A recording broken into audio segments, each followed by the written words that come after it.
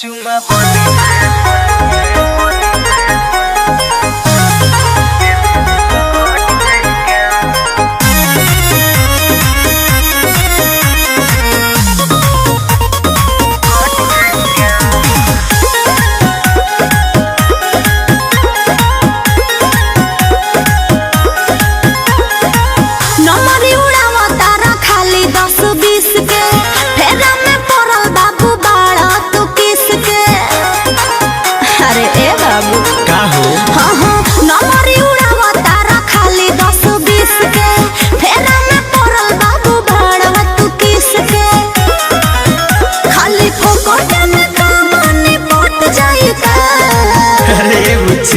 अरे कटवे प मम्मीला सलट जाई का चुमा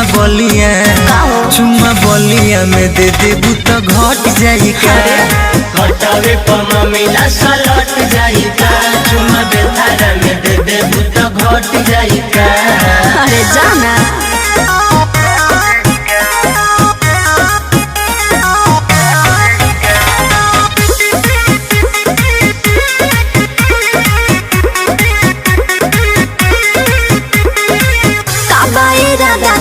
बुझतानी सगरी नमरी देखा के बोलावे लकगरी। अरे कर नमरे हम सब बुझतानी छैल छबिली बाडू ऐसन नचनिया पागल बनैले बमातल जवनिया। अच्छा बुझता के चिराई पट जाए का।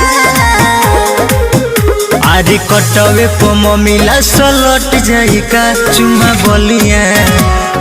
बलिया में दे देबू तो घट जाई का। कटवे प मम्मीला सलट जाई का चुमा रसना में दे देबू तो घट जाई का।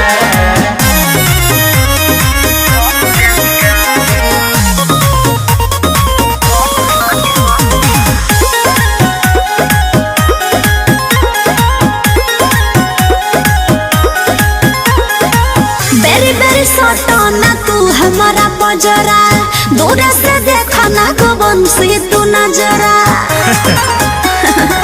बुझला कि ना ढेर बोला तारू मुरली विद्यार्थी के बात ले बुमानी नमरी ले जाइबू तू ओढ़नी में बानी।